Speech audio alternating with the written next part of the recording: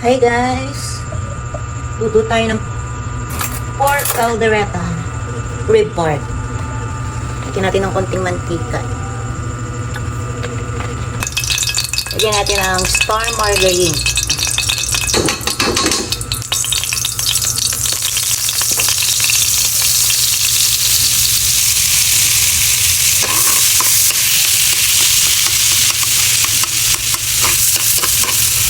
Lagyan natin ng alato powder.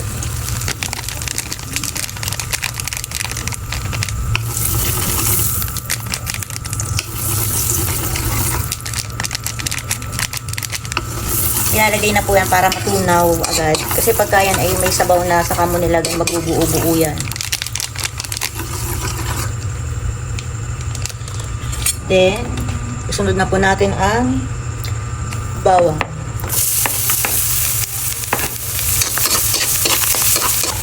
Bango. Sibuyas. Maraming sibuyas. White onion yung ginamit ko. Caldereta. Madaming sibuyas. Ilagay na natin ang ating binabad na pork ribs.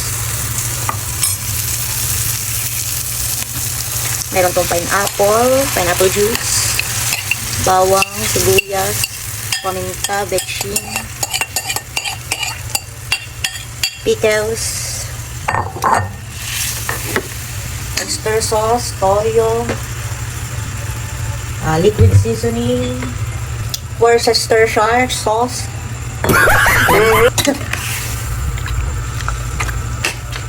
kaya lang natin yung magtubig, magkatas ang sibuyas para malasa. Lalagay ko na rin ang sili kasama sa pagkulo para maanghang.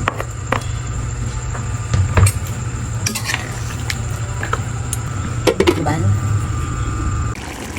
Kita nyo gayaan? Kaganda ng kulay. Orange na orange. Wala ho yan tubig.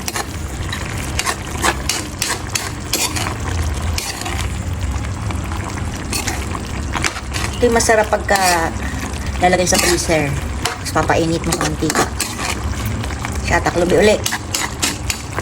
Yan, ang kumulo. Guys, after 2 hours, malambot na ang ating caldereta. Lalagyan na natin siya ng peanut butter. Konti lang peanut butter. At ito ay matamis.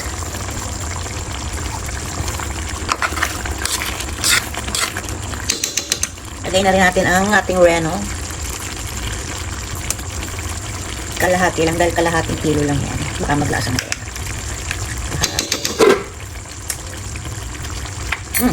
Sarap na rin.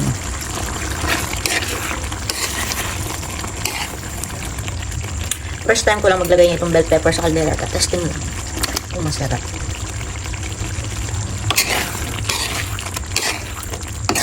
Mix lang natin yan. Para matunaw ang reno.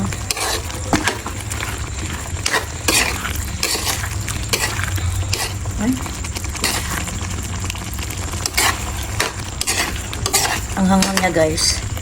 Sapsakan. Lagyan natin ang sky flakes. Kunti lang at medyo malapot na siya. Hindi lang ako kontento pag wala niya. Yan, luto na guys. Kain na. Wala siyang cheese. Nakalimutan kong bumili. Pero mas masarap din kung may cheese. Pero okay na rin ito.